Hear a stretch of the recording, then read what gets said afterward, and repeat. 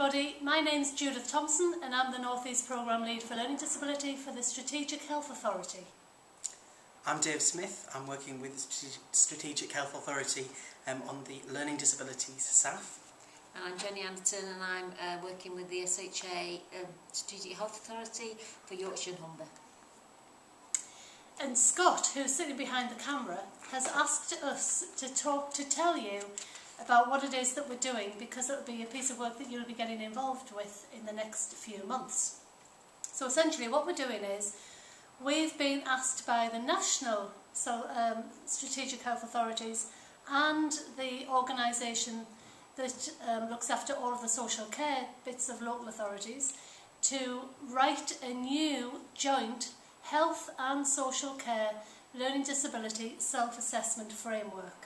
So that's what we're here today. We've met a couple of times already and we're doing more work today on the new joint health and social care learning disability self-assessment framework.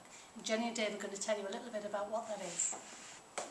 The self-assessment framework for next year, health and social care, will bring together what used to be the old Partnership Board annual report and the health self-assessment framework, because we've listened to what people have been saying, both people and families and professionals, that it is really a lot of work to do two frameworks. So hopefully by April 2013 we'll have one framework that you'll just have to fill in once a year, and it'll be a document that you can keep filling in throughout the year.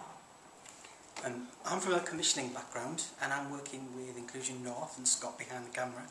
And the reason we've got involved is so that we can design and produce a framework that actually produces usable information around health inequalities and how things are experienced by people with learning disabilities, their families and carers during the year. So we're hoping that this year's the new framework will actually be a really useful tool for professionals and learning disability partnership boards and anybody else who has a vested interest in care, health and social care.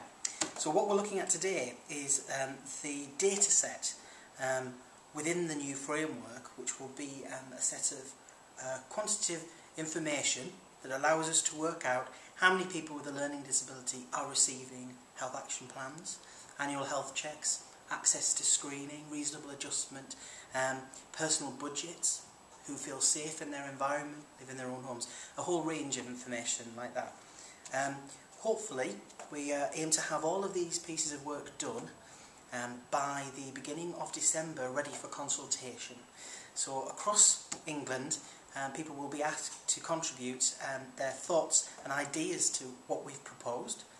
That will then come back to us by the end of January, where we will then have the very final draft of the framework, which will be agreed by a national team of both health and social care strategic individuals.